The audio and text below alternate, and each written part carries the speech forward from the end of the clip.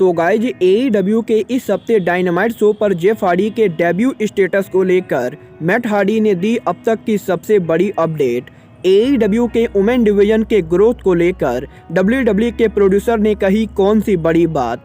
Bullet club member तमा तोंगा के free agent बनने के बाद तमा तोंगा ने मांगा टोनी खान से डायरेक्ट कॉन्ट्रैक्ट ऑफर। और गाइज AEW के इस डायनामाइट शो के face of the revolution ladder match के मिस्ट्री डेब्यू को लेकर लीक हुए अब तक के सबसे बड़े स्पॉइलर।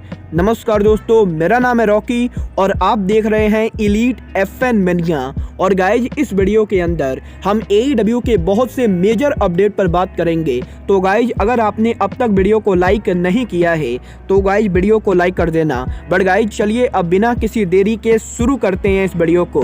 और गाइज सबसे पहले बात करते हैं WWE के फॉर्मर सुपरस्टार दी करिज्मेटिक एनिग्मा जेफ हार्डी की। अगर बात करें पर जेफ हार्डी तो गाइज जैसा कि हम सभी जानते गए जेफ हार्डी के WWE से रिलीज होने के बाद जेफ हार्डी गारंटेड AEW को ज्वाइन करने वाले गए, क्योंकि गाइज जेफ हार्डी के brother Matt Hardy already AEW पर काम करते गए और गाइज टोनी खान भी जेफ हार्डी के बहुत ही बड़े फैन हैं। बट गाइज यहाँ पर अब सवाल ये उठता है कि क्या AEW के इसी हफ्ते के डायनामाइट शो के ऊपर जेफ हार्डी AEW पर डेब्यू करेंगे, क्योंकि गाइज टोनी खान के मिस्ट्री डेब्यू अनाउंसमेंट के बाद बहुत सारे फैंस को ऐसा लग रहा है कि जेफ हार्डी इसी हफ्ते डायनामाइट पर डेब्यू करेंगे। बट गाइज यहीं जेफ हार्डी के real life brother Matt Hardy ने उनके लेटेस्ट पॉडकास्ट के अंदर जेफ हार्डी के AEW में डेब्यू स्टेटस को क्लियर किया है।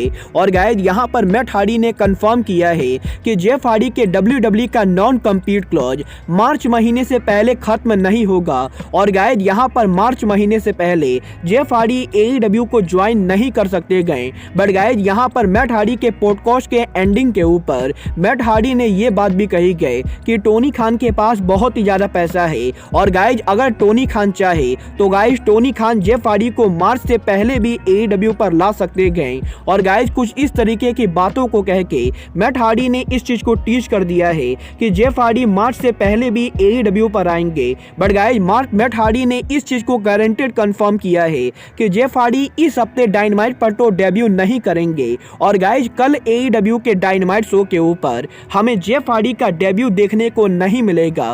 वेल गाइज ये तो बात हुई जेफ हार्डी के डेब्यू स्टेटस की। बट गाइज चलिए अब आगे बढ़ते हैं और बात करते हैं NJPW के original superstar bullet club original तमा तोंगा की। वलगार बात करें यहाँ पर तमा तोंगा की तो गाइज जैसा कि आप सभी को पता होगा बुलेट क्लब पूरे रेसलिंग इंडस्ट्री की one of the most polarising faction में से एक है। और गाइज यहाँ पर पिछले 10 सालों से बुलेट क्लब ने रेसलिंग इंडस्ट्री में बहुत सारे बड़े मैचेस और मोमेंट दिए हैं। और गाइज बुलेट क्लब के ओरिजिनल फाउंडेशन के अंदर तोंगा का बहुत ही बड़ा हाथ है। और गाइज यही अभी इस हफ्ते तमा तोंगा ने सोशल मीडिया के ऊपर NJPW में उनके कॉन्ट्रैक्ट एक्सपायर होने को लेकर ट्वीट किया है, जहां पर तमा तोंगा ने ट्वीट करके कंफर्म किया है कि तमा तोंगा का NJPW कॉन्ट्रैक्ट 30 जनवरी को एक्सपायर हो चुका है। और गाइज तमा तोंगा करंटली फ्री एजेंट हैं। और गाइज तमा तोंगा के इस ट्वीट के बाद तमा तोंगा ने AEW के प्रेसिडेंट टोनी खान को लेकर ट्वीट किया है, जहां पर तमा तोंगा ने ट्वीट करके कहा है कि अगर टोनी खान चाहे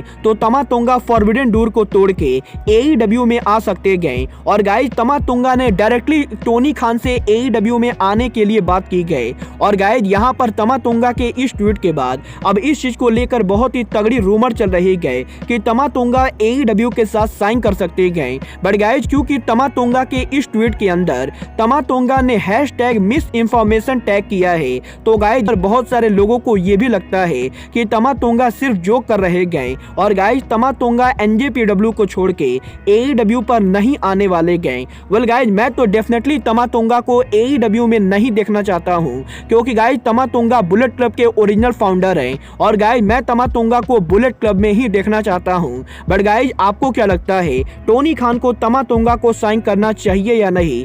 आप सब मुझे कमेंट करके बताइए। बट गाइज चलिए फिलहाल आगे बढ़ते हैं और बात करते हैं AEW के वुमेन डिवीजन के ग्रोथ की। अगर बात करें यहाँ पर AEW के वुमेन डिवीजन की तो गाइज AEW कंपनी के फाउंडेशन के बाद अब तक जो चीज सबसे ज्यादा क्रिटिसाइज होते आई है है वो चीज AEW का वुमेन डिवीजन है। और गाइज यहाँ पर बहुत सारे रेसलिंग लेजेंड और फैंस का मानना है कि AEW का वुमेन डिवीजन बहुत ही ज्यादा बेकार है।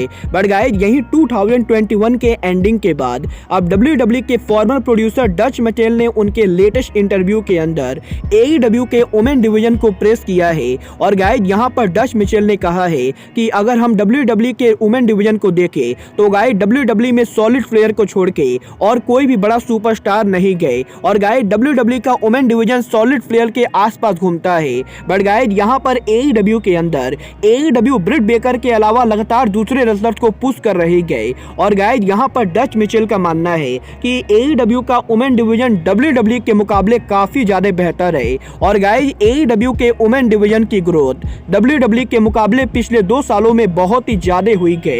वेल गाइज आप सभी डच मिचेल से एग्री करते हैं या नहीं, आप सब मुझे कमेंट करके बताइए। बट गाइज चलिए अब आगे बढ़ते हैं और बात करते हैं AEW रेसलिंग के मिस्टीरियस डेब्यू की। वेल गाइज बात करें इस डेब्यू की तो सभी को पता है कि टोनी खान ने सोशल मीडिया पर इस चीज को अनाउंस किया है कि इस हफ्ते AEW के डायनामाइट शो के ऊपर कोई बहुत ही बड़ा फ्री एजेंट AEW पर डेब्यू करेगा, जो AEW के कैसीनो लैडर मैच के अंदर आइजैक कैसिडी को फेस करेगा।